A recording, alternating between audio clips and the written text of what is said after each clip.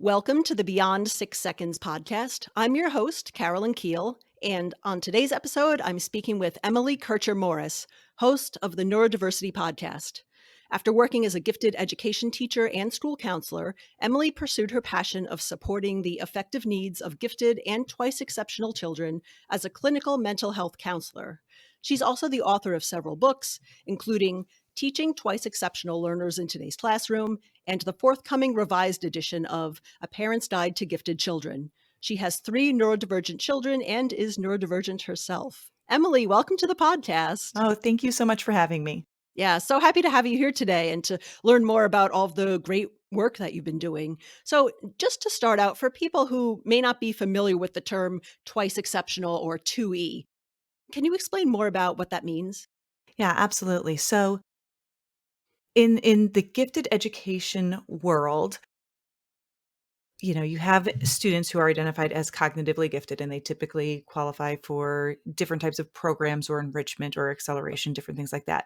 So a twice exceptional student is somebody who is both identified as cognitively gifted and also has another diagnosis such as ADHD or autism or dyslexia. So it's kind of that layering, that dual diagnosis that goes together and kind of makes things very complicated for people when you kind of have those two very different and divergent pieces. But one of the it's not like a technical diagnostic term, it's a term we use in this educational setting specifically.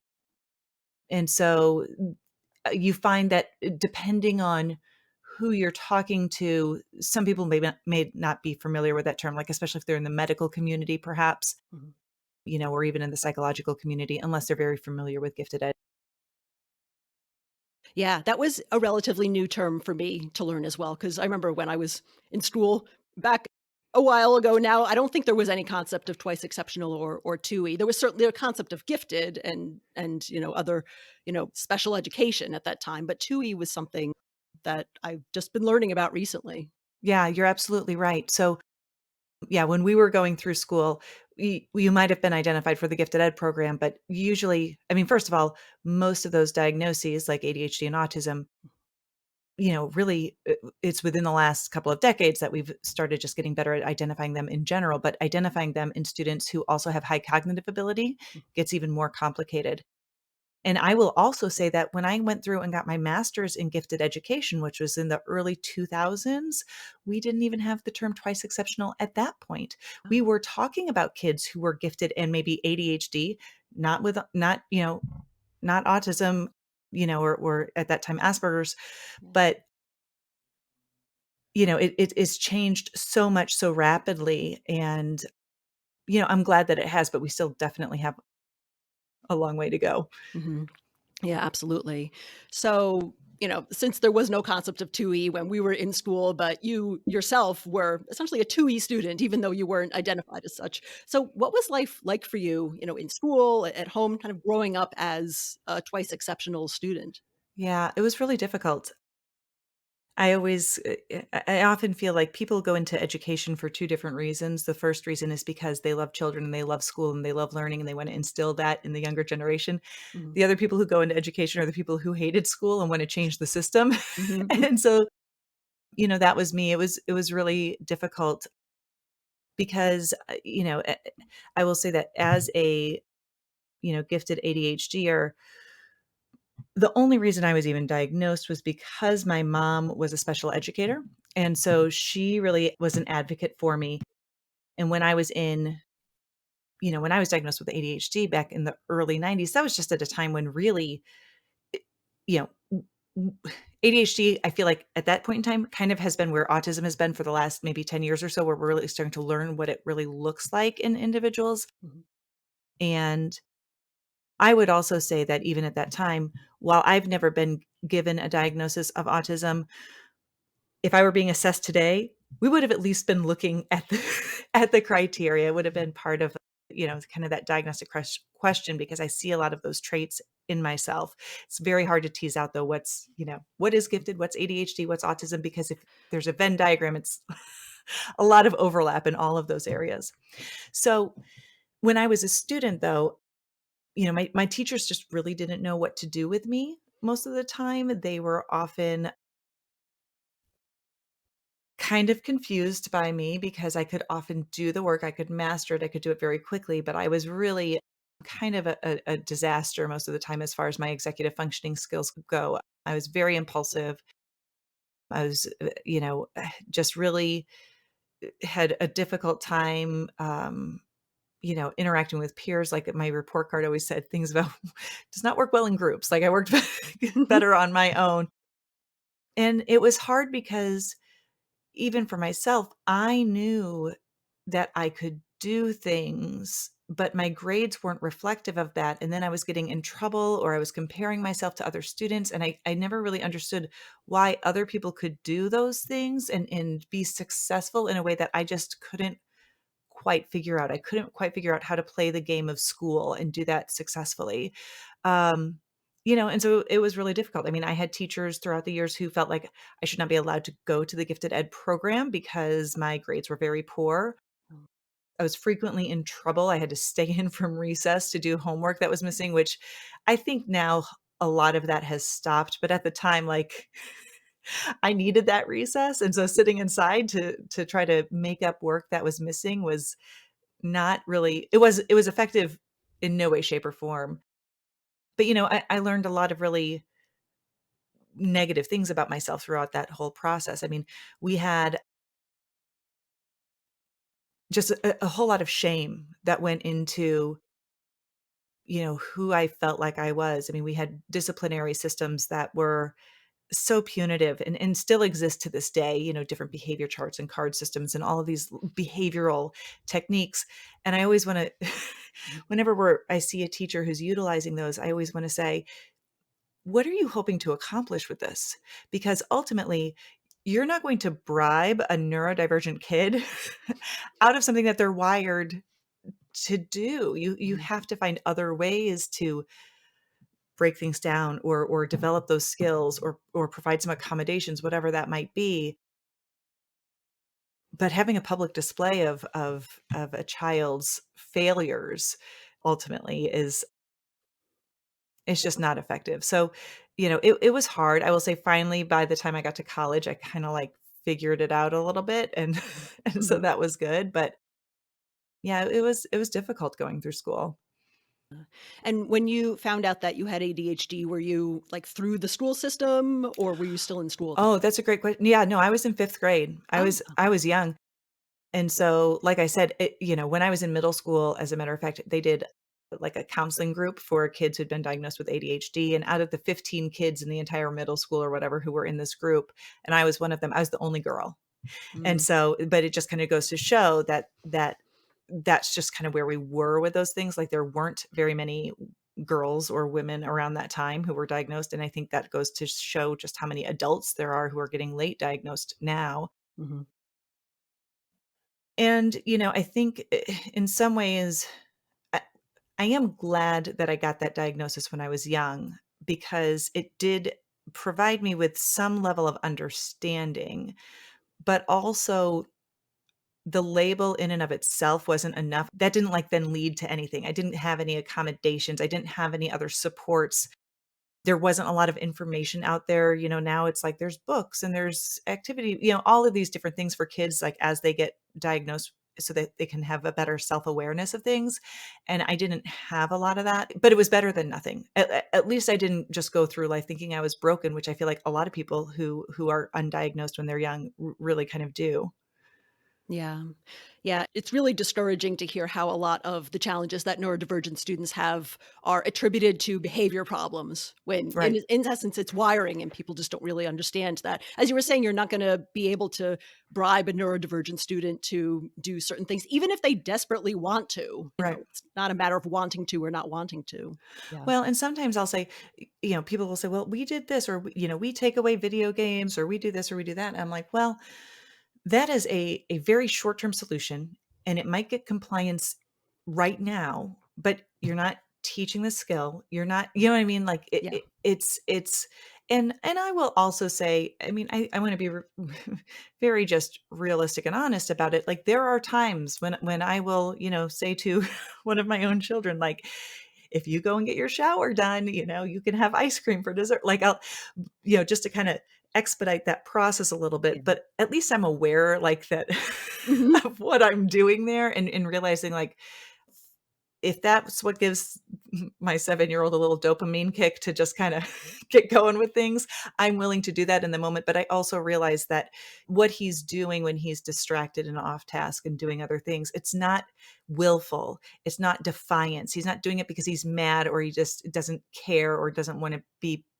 it's like his brain sees something and it's like, ooh, what's that over there? I want to go check that out. Or my 14-year-old who just has very, very slow processing in terms of like getting started on things and getting anything done. It's like, as much as I would love to have him step on the gas a little bit sometimes, I also just have to know like, it's just who he is.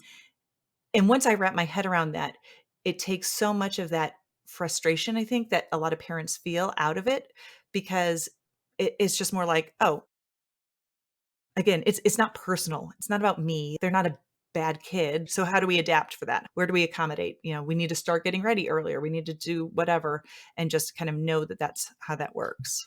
Yeah, yeah, absolutely.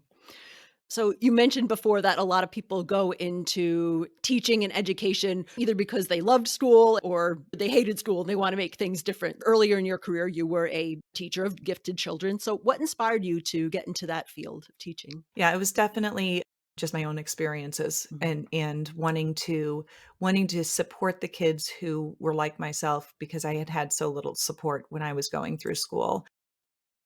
And so that was what drove me. I think also it's interesting, like, if you had asked me when I was younger if I was going to go into education, I would have definitely said, no, I didn't Mhm. think that that's where I was going to end up. And my experience in the general education classroom was short-lived. Like that was, oh my gosh, the executive functioning skills that a elementary school classroom teacher has to have to manage all Mhm. of those things. Mhm. That was really hard for me. So I very quickly went and got my certification in order to teach in the gifted ed classroom. And that was much more my speed, much more flexible with what we were doing and what the kids needed. And so, I really enjoyed it. And were you teaching mainly gifted students or also twice exceptional students? So I had both Mhm. for sure. And so some of whom were identified and some who weren't. So I've taught in both elementary and middle school gifted ed classrooms. I actually spent some time, as a matter of fact, teaching in a program for exceptionally gifted students. That was their full-time classroom. So I taught them reading and writing and math and all of those things, which was also really an interesting experience. Mhm. So, but yeah, there were definitely 2 kids in all of my classes. Mhm.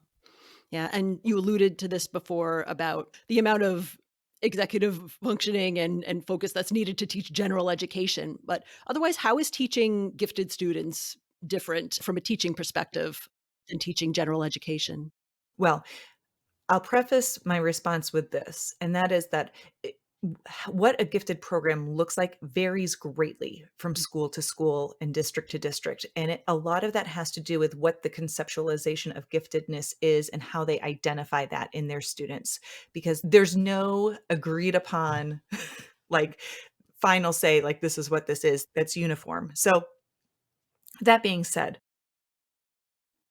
programs that I taught in typically were much more focused on divergent thinking, creativity, independent projects, that kids could really dive into. It was always interesting as a gifted ed teacher as far as curriculum planning because on the one hand, we wanted to do things that were deeper and were challenging to kids because one of the goals in gifted ed is always to make sure that sometimes those kids might not ever experience a whole lot of challenge in the general education classroom, but experiencing challenge and persevering through that is a really important skill towards self-regulation in the long run. And so, we would have to try to find lessons or units that could provide that, but then also weren't stepping on the toes of the general education classroom, which was always kind of a tricky a tricky thing to do. So, so that was a lot different. I would say the other thing though that was the most different for me that was helpful was that First of all, I had much more freedom to kind of choose how and what I was teaching in the classroom. And additionally, it was a lot more what I call front end planning, which I love. Like, oh, I have this idea. I'm going to do that. We can do this. And I like to do all of the prep stuff. I don't have any problem with task initiation. I have problems with task persistence. And so in the general education classroom, when I would have to do all of the grading and I would have to do the remediation and I would have to, plan all these things, that was really overwhelming for me. In the gifted ed classroom, I didn't have as much of that. It was much more of that front end planning, and we just moved through things really quickly, which was kind of how my brain worked anyway. We didn't have a lot of the going back over things. Mhm. So, and also just, because of the nature of what the classroom was, we had smaller class sizes, which again, for me was much more manageable. And I know other teachers who look at the gifted ed classroom and they go, never, I don't want, I don't want to, it's a different beast, but it was, it was lovely. I mean, the kids were amazing and brilliant. And some of them I'm, even friends with on social media and everything today, which is always a little strange to see them having their own children and all of that. But yeah, it was a good experience. Right. Yeah, that sounds awesome. And in addition to your master's in education that you are teaching with, you also have a master's in counseling and family therapy. So, what led you to pursue counseling as a career after doing education? Yeah. So while I was working in the gifted ed classroom, I knew what my real passion was with all of it was that social and emotional piece. And, I well, if you look at the research, the amount of career hopping that ADHDers tend to do Mhm. is greater than the general population, and I would say that the thing that has worked for me with that is that I've been able to stay kind of in the same lane within the education, mental health, gifted 2E world, like working with kids, like that has at least helped me kind of still progress, even though I've kind of made some of these lateral changes in some different ways. But what I really wanted to do was be able to really support the kids because when I had them for a single hour out of the day, when they were in the middle school or one day out of the week only when they were in elementary school, you really just didn't get a chance to really see the growth and work with them in the one-on-one way that they really needed. And also, I just saw a gap that was there that was not being served. I had so many of my families who had these 2E kids who were getting diagnosed, even just with more like a anxiety or depression or things like that. But as a clinician, you kind of have to view what's going on in a person's life through that lens of neurodivergence. And I include cognitive giftedness under that umbrella of neurodivergence. And so, if you have somebody who is autistic and you're supporting them and they're dealing with depression, if you don't consider the fact that they're autistic as a part of who they are and how that influences that, you're not going to be very effective in helping them. Mhm. And so it's the same with giftedness. It's like you have to kind of view some of that through that lens of giftedness and how they process information and how they are experiencing the world in order to find the interventions that are most effective. And so when families would come to me and say, we need some help, do you have any referrals, whatever, there was like nobody. There was nobody who understood that. And so I just felt like that was something that we needed in our community. And so I saw that as an opportunity to kind of take that next step. Oh, wow. So, in your current career, do you see families and clients and have a counseling practice? Yes, I do. Yep. And so I have a counseling practice. So I'm outside of St. Louis, Missouri, and it's grown quite a bit. At first, it was just me, and now there are 7 other clinicians who work there with me, and we are all in varying ways neurodiversity affirming with our different areas of specialization, and we are pediatric focused. But it's it's awesome to be able to work with other people who really see what kids need and can help them in a way that is not widespread enough at this point. Yeah, that's wonderful and so important for neurodivergent children, adults, families to be able to find neurodiversity affirming therapists or even neurodivergent therapists themselves Yes. because I especially find this with talking to a lot of autistic people, autistic adults who maybe are looking for therapy to deal with things like depression or anxiety or burnout, and a lot of the things you see are like a lot of cognitive behavioral therapy, which is just like, oh, that's not always great. for autistic people. And it's so hard to tease out, like, who's going to be a good therapist who's not going to cause more harm than good. Absolutely. And that's really hard for parents to know because there's just not enough information out there for them to figure that out. And it kind of goes back to the whole thing I was talking about with like the behavior charts and different things in schools.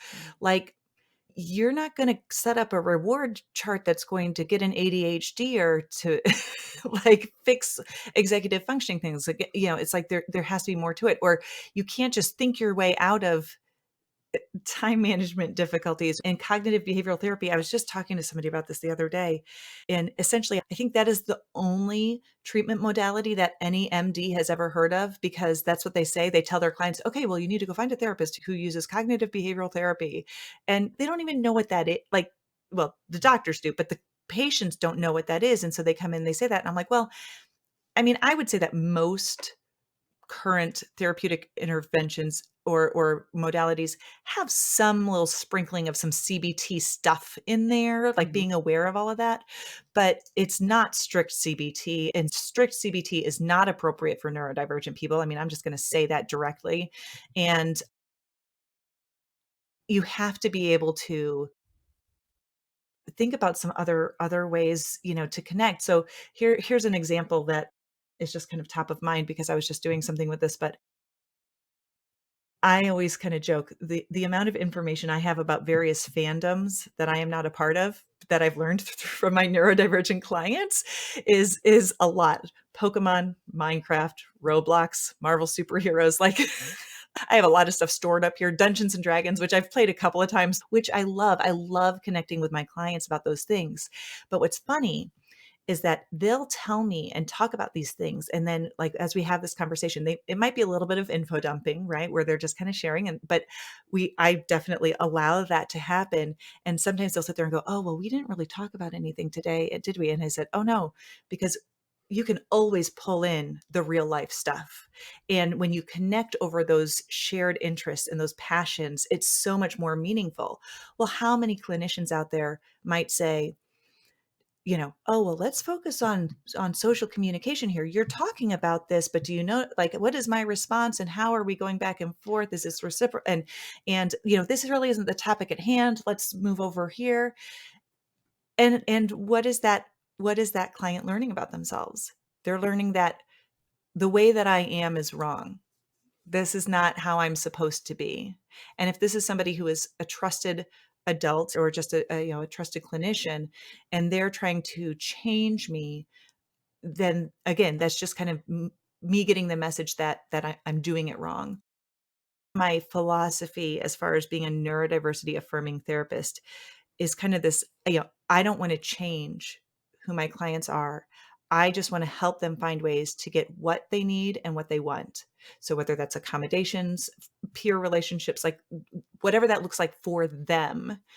And I think that really requires us to do a paradigm shift. I mean, I had a client at one point in time who at recess would want to go out and read a book at recess. And so his parents and teachers were like, well, he needs to go out, he needs to socialize, he needs to make friends, he needs to do all of these things. And I kind of just wanted to say, well, I did say, it's his recess. Like, if that's what's enjoyable to him, we're projecting what we think he needs as far as, and it's like, but he's not expressing that he's lonely. He is fulfilled. And that's how he wants to spend his free time. That's what recess is all about. And I think that that's hard sometimes though for people outside of the neurodiversity community to really wrap their heads around. Mm-hmm. Yeah, I think a lot of therapies, particularly for autistic children and most likely ADHD children, other children, are focused on getting the kids to behave in certain Neurotypical. neurotypical, quote unquote, socially acceptable ways that literally they're just arbitrary. As an Yes. autistic person, I'll just say, somebody made them up and that's just how, for some reason, we're supposed to do things, but doing it a different way doesn't hurt anyone and it's not harming anything and it doesn't seem to be upsetting the child. So forcing kids to conform to arbitrary standards without thinking about the internal experience of what Right. it feels like to be neurodivergent and focusing on that. If there's, distress in the child going on with that, then helping them with that instead of making them look more neurotypical. Yeah, absolutely. I do a lot of trainings for educators and clinicians, and we'll do an activity where we talk about looking for what is the neurotypical norm for what we expect, and then what is often like how a neurodivergent person might experience that thing differently. Mhm. And so then what is the neurodiversity affirming intervention? So one of the examples that I'll often give is eye contact. It's kind of a classic, right? Everyone, it's one that most people are familiar with as something that some neurodivergent people, don't is not as comfortable for them. And when we talk about when I try to introduce the concept of what's neurodiversity affirming, what does that mean? The response that sometimes I'll get is like, well, you can teach the child to like look at somebody's nose or look at somebody's forehead or their ear or whatever. I'm like, no, no, that's just teaching them to mask. That's not neurodiversity affirming. Now, I do think there's value to helping kids or whoever understand like there might be times where people are expecting this. So, how can you make the choice either to self advocate or to just not worry about it, or to, if you do choose to mask, making sure that it's how do you weigh out the benefits versus the drawbacks for you personally in those situations? Like I think sometimes there's anxiety that goes along with it where it, it's just very individualized. And so, but that to me is the neurodiversity affirming piece. But my preference would be like to give somebody the tools to say, you know what? It's much easier for me to focus on you when I'm not watching you speak. And so I might look at the floor, but please know that I'm still listening, right? Rather than trying to teach them to, like you said, conform or match these ideas that we have of what's like, what difference does it make? what, Mhm. Mhm. what difference does it make? And I think we have to ask ourselves that question sometimes. Yeah. That whole piece around self-advocacy was, definitely something that since I've been interviewing neurodivergent people on the podcast that I've learned so much about. And it's just something that was, never a thought when we were growing up. You just sort of, learned what you're supposed to do and you did it. And if you had a problem with it, just, too bad. But it's so powerful. And it really is a skill that you have to learn as a Yeah. child or as an adult, if you didn't get to learn it as a child, about how to advocate for yourself. I think it's a lot more challenging than people expect, but it's so critically important. It is. And part of the other problem, especially, bringing it kind of back to that twice exceptional piece, is that if you have a gifted autistic child or a gifted ADHD child or whatever, if you tell them to do something enough times, they'll figure out a way to usually do that. It may not be comfortable for them, it may not be easy for them. It might cost a ton of energy and anxiety to do that, and they still might not even understand why why it is that they're being asked to do it. Mhm. I feel like there's kind of some level of understanding quite often where it's like, oh, this is the thing I have to do. Okay, I have to figure this out. And so how can I either do it or work my way around it? And that actually makes it much more difficult to then identify the underlying neurodivergence with the giftedness, Yeah. because, a lot of 2E people are just very high masking. They're Mhm. the ADHDers who become perfectionistic. They're the autistic people who are able to appear like, these very extroverted folks, even though that might not be their internal experience, but they've Yeah. learned that that's how they have to act. Mhm. And I don't know. I wish that people didn't have to go through their lives experiencing that. Like that's kind of my mission, right? Like how do we create a neurodiversity affirming world? How do we make schools and workplaces and society in general a place where neurodivergent people can be who they are authentically without being judged or being thought of as, weird or whatever. Yeah. Oh, that's so important. A really important reality to be working towards. And, in addition to your counseling, you also have a podcast that's focused on neurodiversity. It's called the Neurodiversity Podcast. And you've been podcasting now for, I guess, about 5 years with that. So, yeah, tell me about the podcast and what inspired you to start doing that. Yeah. So really, initially, well, it works out that my husband is a voice actor, so we already had the studio in the house, and so Mhm. so that made things a little bit easier. And when we really started the podcast more than anything as a way to kind of market and spread the word about the counseling practice, but it has grown incredibly beyond that. And so we have a pretty good mixture of neurodivergent people, neurodivergent parents, parents of neurodivergent kids, educators, and clinicians who listen to the podcast. And we have episodes that just really focus on, both the lived experiences of neurodivergent people, but also how do we find the ways to make our homes or our schools or our workplaces or society, like how do we shift them to be more neurodiversity affirming? And so I always joke it's great because I get to call some people up, and I'm sure you can relate to this, and say, "Hey, can I just talk to you for 30 minutes? Can I?" And it's been a lot of fun. So yeah, it's great. Awesome. And how do you select your guests? Do you focus on Oh, certain types of experts or people with lived experience or both? yeah, both. I mean, I will say, we really try to highlight neurodivergent voices. I think that's really important. But I also, I try to, I feel like I have a very nuanced view on most things. And I feel like that there are people who have valuable things to add to that conversation who maybe aren't necessarily neurodivergent themselves. And so cautiously, I consider who those people might be to invite them. And I think that that has been a good balance for us. As far as finding who those guests are, it's one of two ways. It's either, somebody whom I've come across who has something really unique or different or an experience to share that I feel like would be something that maybe we haven't talked about a whole lot on the podcast.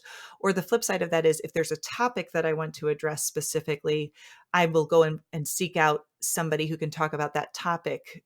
So it's either guest driven or topic driven, one of the two. It kind of just depends. And we try to get a balance. We've done episodes on dyslexia and dyscalculia and dyspraxia, and we've done episodes on just emotional regulation and executive function, and just a wide range of varying topics, and trying to touch on all of the different corners of neurodiversity, and helping people to understand what that experience is like for folks.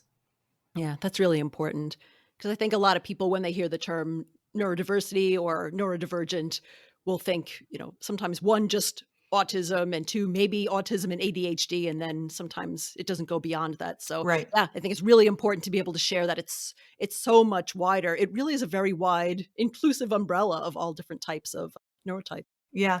And that's always an interesting conversation too, where depending on who you talk to, there's no really agreed upon definition there, which, again, I can have a nuanced conversation about all of those things. Like I never was on a debate team, but I could have been, because you tell me either side. I can argue either side for for most things. But I think to me, understanding that some people, because of the way they are wired, learn and think differently.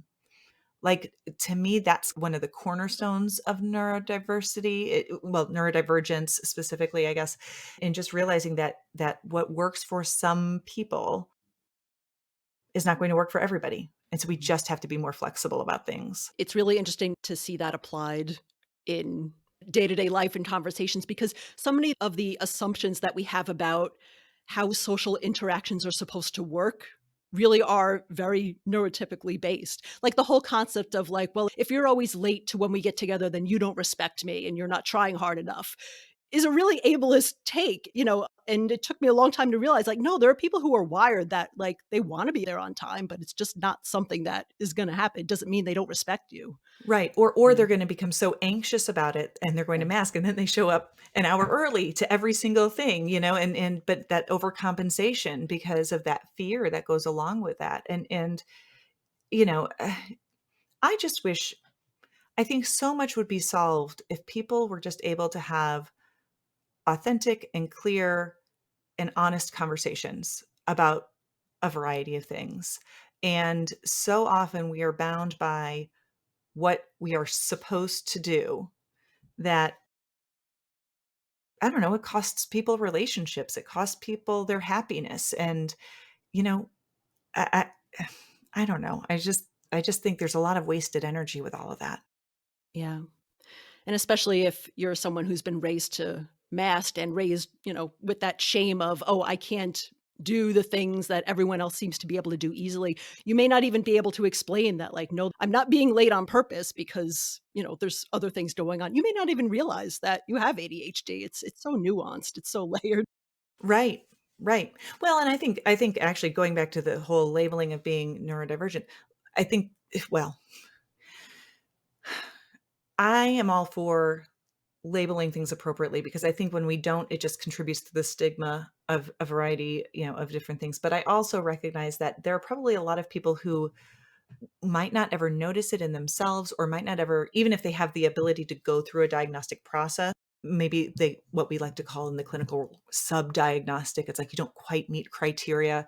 It's like, okay, well, how do you sort through what's learned behaviors and what's masking and what's all, and, I was listening to something the other day and they were talking about from a clinical psychologist point of view and an assessment point of view, somebody might meet criteria for autism at one point in time. And then if you were to reassess them, depending on what skills they've learned, they no longer meet. Does that mean they're not autistic? I would say probably not. It just means that based on that particular assessment on that particular day, it showed up differently in the numbers, but it doesn't change who they are. And that's what I feel like about is part of neurodiversity, right? It's like if you are neurodivergent, it's part of who you are. It's inextricable in many ways. And when people embrace that, when they are okay with that, they're just going to be, much more satisfied in their day-to-day life. Yeah. Yeah, absolutely. In addition to sharing a lot of those great stories and knowledge on your podcast, you're also a published author. So you have 2 books that are about raising and teaching twice exceptional children. So how did you select those topics to write about for your books? Well, it was funny. I've always wanted to be an author. I still would love to be a published fiction author. Someday I've got time, maybe. I don't know. I really have no time, but I'm going to tell myself that. So, but I was at a conference and I was presenting, and I had an acquisitions editor for a publishing company approach me and say, "Hey, have you ever considered writing a book?" And I said, "Well, let me open up my notebook here and show you all the ideas I have for a variety of books." And we selected the first one I wrote was for educators on twice exceptionality because there really just wasn't much out there about that. And it was an area that was really had a need for more information to get into the schools. And then beyond that, again, actually for the second book as well, I had a publisher approach me and said, we realize that there's a gap here. We don't have a book specifically for parents of neurodivergent gifted kids. Would you be willing to do this? And so, never to be one to say no. I I agreed. And so, but yeah, so that's kind of how those came about. And the newer book that's going to come out this April, that's for A Parent's Guide to Gifted Kids, which is actually one of the seminal texts for parents about the social and emotional needs of gifted kids. It was originally published in 2007, but oh my goodness, has so much changed since then. And so I was asked to be a co-author on this revision, which was really quite an honor. And so I'm excited for that. And then I've got another project that's now in the works, but it'll be 2024 before it's out in the real world. But again, broadening that ability to create neurodiversity affirming environments. And for what it's worth, I love 2E, like that's kind of my experience because that's where I worked in the schools. But that's kind of why with the podcast and everything, right? It's like it's broadened. It's wider than just that because that is one part of it, but that's just a very niche population. Mhm. Yeah. Well, that's really exciting. That's awesome. Congratulations. Oh, That's thank you. really, really important stuff to be sharing. Emily, you're involved in so many great things around neurodiversity advocacy and support. How can people get in touch with you or learn more about your podcast or your books or the work that you do? Sure. Well, they can find the Neurodiversity Podcast wherever they listen to podcasts. So they're listening to one now. So whatever platform you're on, you can go and find it. You can also find I'm on Twitter at EmilyKM_LPC. And our website, we have neurodiversitypodcast.com. And if people are educators and also parents, we have some things coming out, but we also have what's called the Neurodiversity University. And we actually have virtual courses that people can take. So right now, the 2 courses that we have are professional development for educators specifically, but we're working on some content specifically for parents. And so that website, if they want to, is neurodiversity.university. Oh, fabulous. Yeah, I'll put links to those in the show notes so people can find those Yeah. easily. And you know what, actually, Carolyn, as a matter of fact, I will send you, we have a new course that I'm just creating, and it's a free course, and it's about using fandoms to connect with neurodivergent kids to develop coping skills. And we've got some that are pre-made, but also some instructions for people about how they can actually do it. And I'll send you the link if you want to include that as well, so people can get to that and access it. Oh, that's awesome. Yeah, definitely. We'll put that in the show notes. So, yeah, that sounds Very really cool. cool. Yeah, it's a lot of fun. Fabulous. Yeah. Well, Emily, thank you so much for being on the show. As we close out, is there anything else that you'd like our listeners to know or anything that they can help or support you with? Just keep living your best life and don't be afraid to advocate like we were talking about and continue doing the work because the world is becoming more neurodiversity affirming. We've just got to kind of keep on that path. Right. Fantastic. Yeah. Great way to end off the show. Well, thanks so much, Emily. It was great talking with you today. Oh, thank you so much, Carolyn. It was a pleasure.